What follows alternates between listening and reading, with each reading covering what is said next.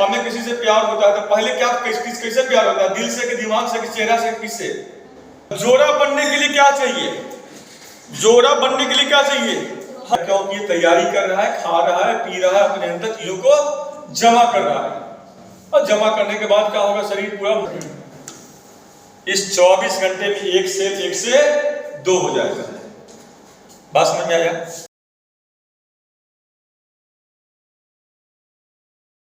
हम जाते हैं लड़की की शादी करने के लिए, तो खोजते हैं लड़का। मान लो तो लड़का हम कैसा खोजते हैं? लड़का कैसा खोजना चाहिए? ये कैसा खोजते हैं? लड़की हमारी आईएएस की तैयारी कर रही है तो लड़का कैसा खोजेंगे?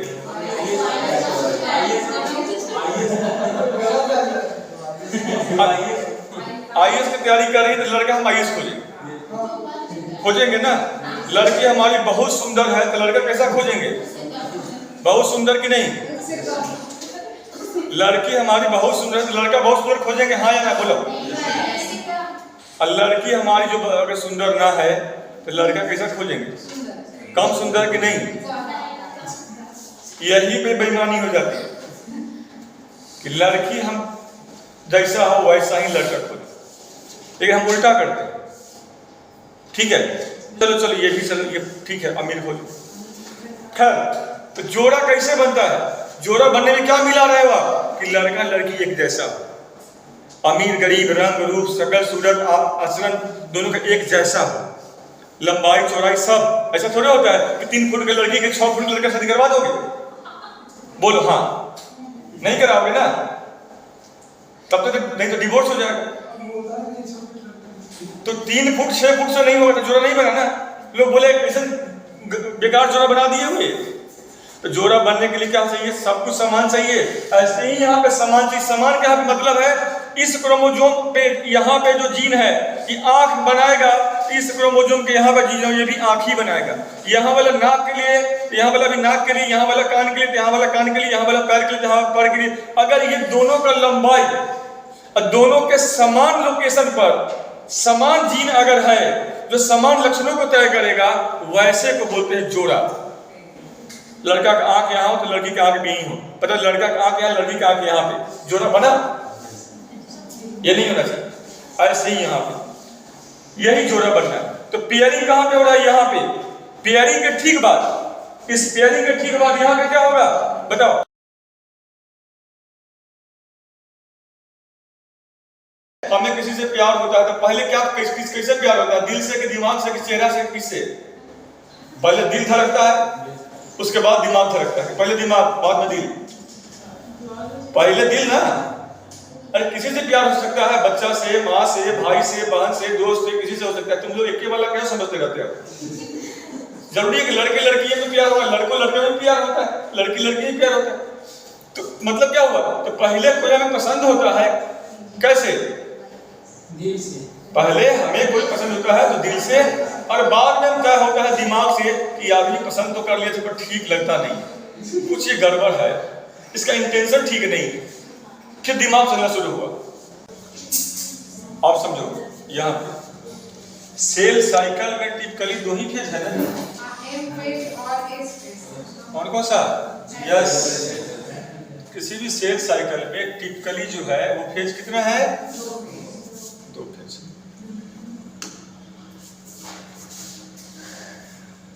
सेल साइकिल में लिख देगा 2 फेज कौन है? एक है यस इंटरफेज, और दूसरा फेज क्या है? M phase. इंटरफेज में कितने फेज हैं? इंटरफेज में 3 फेज हैं, G1, S और G2। और एम फेज में कितने फेज हैं? 4 फेज। इसमें कितने फेज हैं? 4 फेज। 4 फेज में सबसे पहले कौन है? नंबर ए में prophase, number 2 metaphase, number 3 anaphase,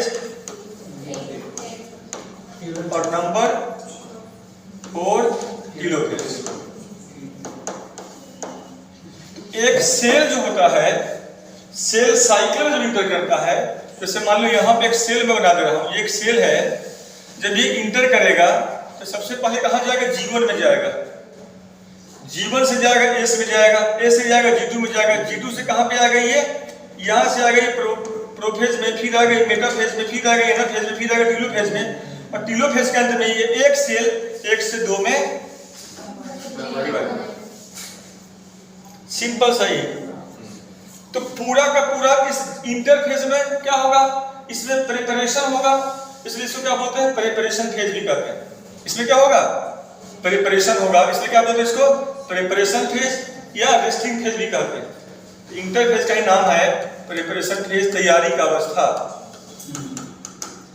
या इसी को बोलते हैं रेस्टिंग फेज, आराम का अवस्था। और एम फेज को क्या बोलते हैं? डिवीजन फेज, विभाजन का अवस्था। इसे क्या कहेंगे हम लोग? Division phase. तो ये डिवीजन फेज है, इसलिए आप याद रखना, विभाजन यहां पे हो रहा है, तैयारी इसमें हो रहा है। तो पहले तैयारी होगा कि पहले विभाजन होगा? पहले तैयारी।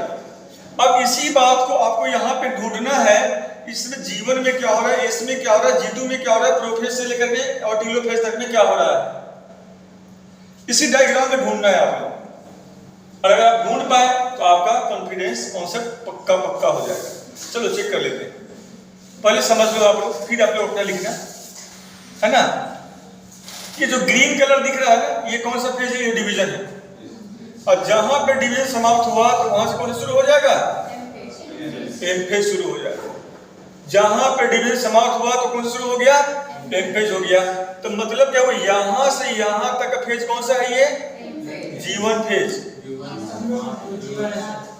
यहां तक, यहां पे क्या लिखा हुआ है? S phase entry point. अब सेल अगर यहां से G1 से जब आगे जाएगा, एंट्री पॉइंट ये है, इस एंट्री पॉइंट को क्रॉस कर कहां पे जाएगा? इस फेज में जाएगा। और एस फेज ये पूरा करेगा, और एस फेज जब पूरा हो जाएगा यहां तक, ठीक है, एस फेज के बाद कौन सा फेज शुरू हो जाएगा? वो G2 का एंट्री पॉइंट शुरू हो जाएगा। तो यहां से यहां कौन सा फेज है? ये कौन सा फेज है? ये G2 है। और ये कौन सा फेज रह गया? S phase. ये है एस फेज, ये हो गया यहां से यहां एस फेज। तो एक G1, फिर एस, और फिर G2। और G2 के बाद फिर कौन सा शुरू हो जा रहा है? यहाँ पे डिवीजन फेज। तो डिवीजन में क्या हो गया? यहां तक, यहां से डिवीजन फेज का एंट्री शुरू हो रहा है। तो पहला आया प्रोफेज, फिर आया मेटाफेज, फिर आया एनाफेज, फिर आया टीलोफेज।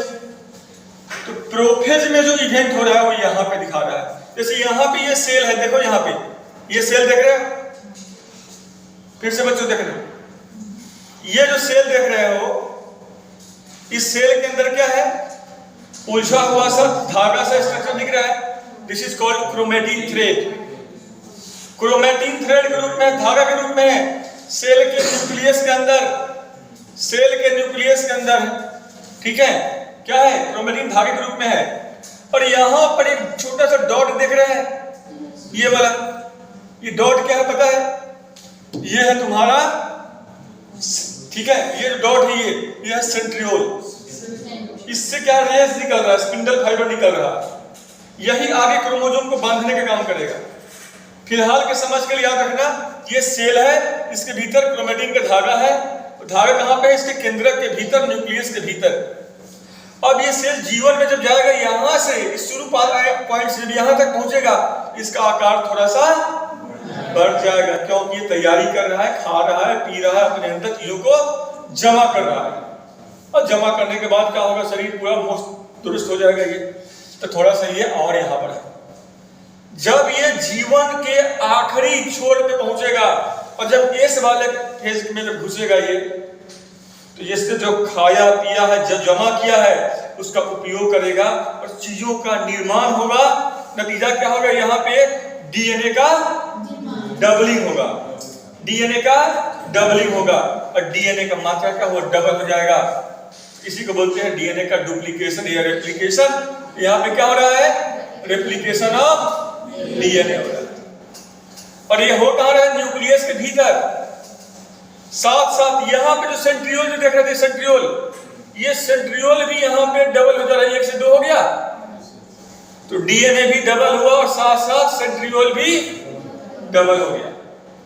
अब ये इस फेज में बस इतने हो रहा है, 2 बातें, doubling of centriole and doubling of DNA.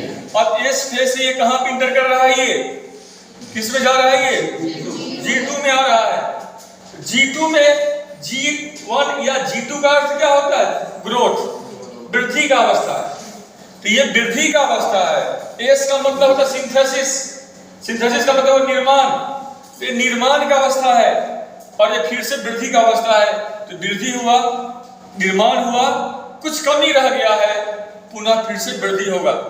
अब इस वृद्धि के बाद अब क्या होगा, अब ये G2 के बाद जो शेष वृद्धि यहाँ पे जब पूरा हो गया, अब सेल अपने आप को उस अवस्था में ले आया, इस पॉइंट पे आते आते जहां से अगर आगे बढ़ा तो फट सकता है, अपना इंटीग्रिटी को लॉस्ट कर सकता है। उसको कायम रखने के लिए ये क्या करेगा, प्लांट वे में डिवीजन में इंटर कर जाएगा। और जब डिवीजन में इंटर करेगा तो डिवीजन का पहला अवस्था क्या है, प्रोफेज।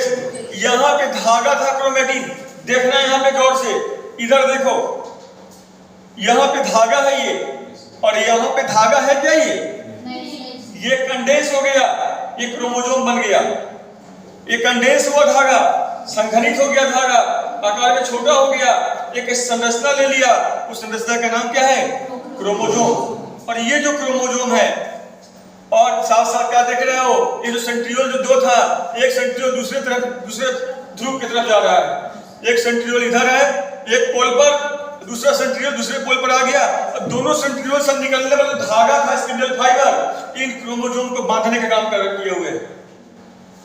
और ऐसा करके ये दोनों सेंट्रियोल इस सारे क्रोमोसोम को एक इक्वेटोरियल प्लेट पर इसमें ले आया। तो प्रोफेज में क्या हुआ है, स्पिंडल फाइबर, ये देख रहे हैं ना, स्पिंडल फाइबर जो है दूसरे पोल की तरफ जाना शुरू किया, प्लस क्रोमेटिन वाला जो ये था धागा, ये कंडेंस हो गए, क्रोमोसोम बन गया। और क्रोमोसोम जो होता है, जैसे ये है, मेरा दोनों उंगली से देख लो, एक उंगली ये है, एक उंगली ये है। तो एक क्रोमोसोम में 2 क्या होता है, ये सिस्टर क्रोमेटिन होता है, ये एक सिस्टर क्रोमेटिन, ये एक सिस्टर क्रोमेटिन, दोनों के एक जोड़ा एक क्रोमोसोम हुआ, दोनों मिल गया तो क्या हुआ, ये एक क्रोमोसोम हो गया। ऐसे ही यहाँ पे देख लो, ये क्रोमोसोम है। खैर, ये सारा क्रोमोसोम इस फेज में, किसमें, मेटाफेज वाले में, ये तो प्रोफेज में हो रहा था, यहाँ पे मेटाफेज में क्या हो रहा है, ये इक्वेटोरियल प्लेट पर अरेंज कर रहा है, इक्वेटोरियल प्लेट पर अरेंज हुआ। और ये स्पिंडल फाइबर से जो है, जो सेंट्रियोल से निकला हुआ है, इसको बांधे हुए है। अब ये स्पिंडल फाइबर इस क्रोमोसोम पर दबाव बना रहा है, तो नतीजा क्या होगा, ये जो क्रोमोसोम यहाँ पे जो दिख रहे थे, ये जो दबाव बना के अपने तरफ खींचेगा, तो ये एक इस तरफ तो दूसरा उस तरफ जा रहा है। तो क्रोमोसोम खींच रहा है, जैसे कपड़ा को नहीं फाड़ते हैं, ऐसे यहाँ पे कपड़ा को फाड़ रहा हो, एक उस तरफ खींच रहा है और एक इस तरफ खींच रहा है। तो कपड़ा को जब फाड़ोगे तो क्या होगा, जरूरी है कि सीधा सीधा फटेगा, जिसके हाथ में जो आ जाए। लूट मचा है क्रोमोसोम का, यहाँ पर जो जितना क्रोमोसोम लूट ले, आधा क्रोमोसोम का टांग हाथ फाड़ करके ले गया, दूसरा का टांग हाथ फाड़ करके ले आया। अब ये दोनों क्रोमोसोम जैसे जैसे ये इधर वाला इस पोल पे आ गया, इधर वाला इस पोल पे आ गया, ये क्रोमोसोम यहाँ पे आ गया, क्रोमोसोम यहाँ पे आ गया। तो क्रोमोसोम का पोल पर जाना और एक कॉन्सेंट यहाँ पे देखो कंडेंस हो रहा है, ये तो पोल पे जाके तो बीच में गड्ढा बनना शुरू हो गया। इसको बोलते हैं कैरियोकाइनेसिस, न्यूक्लियर डिवीजन। और न्यूक्लियर डिवीजन जैसे होगा, उसके ठीक बाद ये सेल का न्यूक्लियस है, अगर तो सेल का न्यूक्लियस है, ये घटना न्यूक्लियस के अंदर में हो रहा था, तो न्यूक्लियस के ठीक बाद अब पूरा जो सेल है उसका भी डिवीजन शुरू होगा, ठीक है। तो इसी को बोलते हैं कैरियोकाइनेसिस, ये हुआ। और इसका ठीक बाद सेल यहाँ पे डिवाइड कर रहा है, इसे क्या कहेंगे, cytokinesis. So karyokinesis is followed by cytokinesis. केंद्रक विभाजन यहाँ पे हो रहा है, यहाँ पे कोशिका विभाजन हो रहा है। केंद्रक विभाजन के ठीक बाद कोशिका विभाजन होता है। तो कोशिका विभाजन का पहला नियम यही है कि पहले क्या विभाजित होगा, क्या पहले क्या डिवाइड करेगा, पहले केंद्रक, ठीक है, हमें किसी से प्यार होता है तो पहले क्या कैसे प्यार होता है? दिल से कि दिमाग से कि चेहरा से किससे? पहले दिल धड़कता है, उसके बाद दिमाग धड़कता है। पहले दिमाग बाद में दिल, पहले दिल ना। अरे किसी से प्यार हो सकता है, बच्चा से, माँ से, भाई से, बहन से, दोस्त से, किसी से हो सकता है। तुम लोग एक वाला क्या समझते रहते हो? जरूरी है कि लड़के लड़की है तो प्यार होगा, लड़कों लड़के में प्यार होता है, लड़की लड़की में प्यार होता है। तो मतलब क्या हुआ? तो पहले कोई हमें पसंद होता है कैसे? दिल से। पहले हमें कोई पसंद होता है तो दिल से, और बाद में तय होता है दिमाग से कि आदमी पसंद तो कर लिया था पर ठीक लगता नहीं, कुछ ये गड़बड़ है, इसका इंटेंशन ठीक नहीं, फिर दिमाग चलना शुरू हुआ, है ना? तो ऐसे ही यहाँ पे है। यहाँ पे पहले क्या हो रहा है? केंद्रक क्या है सेल का? कंट्रोलिंग हेड, दिमाग। पहले किसका विभाजन हो रहा है यहाँ पे? दिमाग का। फिर किसका विभाजन हो रहा है? शरीर का। सेल क्या है? शरीर। और इस प्रकार से एक सेल से कितने सेल बन रहे हैं? 2 सेल बन रहे हैं यहाँ पे। और ये और फिर आगे क्या होगा? ये दोनों सेल फिर जाएगा, इसी तरीके से चलेगा। तो 2 से 4, वो 4 फिर जाएगा, तो 4 से 8, 8 से 16, और ऐसे बढ़ता चला जाएगा। और इस प्रकार से सेल डिवीजन का काम। तो सवाल ये है, तो क्वेश्चन क्या पूछेगा? तमाम तरह के सवाल कहीं कहीं से बनते रहेगा। इस पूरे क्रियाकलाप में अगर आदमी के शरीर में हो रहा होगा तो कितने घंटा लगेगा? 24 आवर। इस 24 घंटे में एक से 2 हो जाएगा। बात समझ में आया?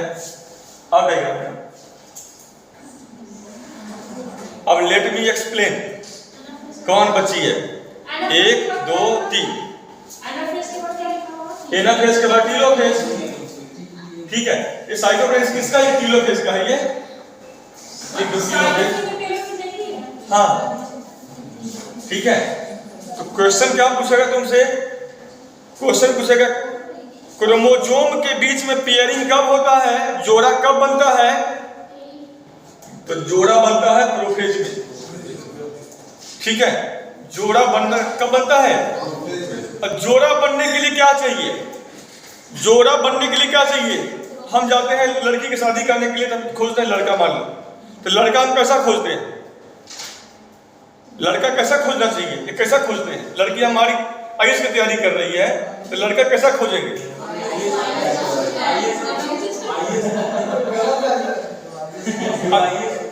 आईएएस की तैयारी कर रही है तो लड़का हम आईएएस खोजेंगे ना। लड़की हमारी बहुत सुंदर है तो लड़का कैसा खोजेंगे? बहुत सुंदर की नहीं? लड़की हमारी बहुत सुंदर है तो लड़का बहुत सुंदर खोजेंगे, हाँ या ना? बोलो। और लड़की हमारी जो अगर सुंदर ना है तो लड़का कैसा खोजेंगे? कम सुंदर की नहीं? यही पे बेईमानी हो जाती है कि लड़की हम जैसा हो वैसा ही लड़का खोजे, और हमेशा लड़का गरीब खोजे अपने लड़की की तुलना में। लेकिन हम उल्टा करते हैं, ठीक है। हम लड़का हमेशा अमीर खोजते हैं। चलो ये भी चलो, ये ठीक है, अमीर खोज। खैर, तो जोड़ा कैसे बनता है? जोड़ा बनने में क्या मिला रहेगा कि लड़का लड़की एक जैसा, अमीर गरीब, रंग रूप, शकल सूरत, आचरण दोनों का एक जैसा हो, लंबाई चौड़ाई सब। ऐसा थोड़ा होता है कि 3 फुट के लड़की के 6 फुट के लड़का शादी करवा दोगे? बोलो हाँ, नहीं कराओगे ना, तब तो नहीं तो डिवोर्स हो जाएगा। तो 3 फुट 6 फुट से नहीं होगा तो जोड़ा नहीं बना ना। लोग बोले ऐसे बेकार जोड़ा बना दिए हुए। तो जोड़ा बनने के लिए क्या चाहिए? सब कुछ समान चाहिए।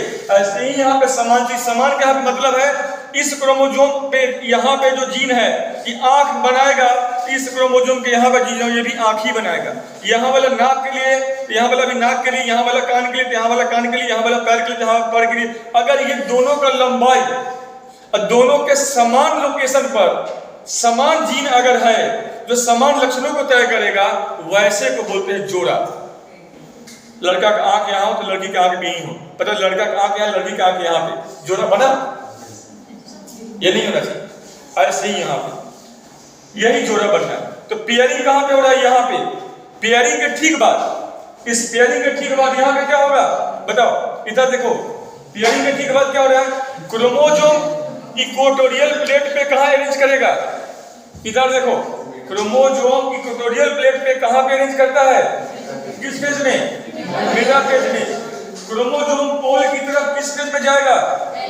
एनाफेज में। और क्रोमोसोम किसके बाद अलग अलग हो जाएगा? किस फेज में? टेलोफेज में। एनाफेज में कौन सा डिवीजन शुरू हुआ? न्यूक्लियस का विभाजन। टेलोफेज में कौन शुरू हुआ? सेल का विभाजन। और इस प्रकार से एक सेल से दो सेल। ठीक है, तो इतना याद रखो। अब एक ग्राफ बनाइए आप लोग।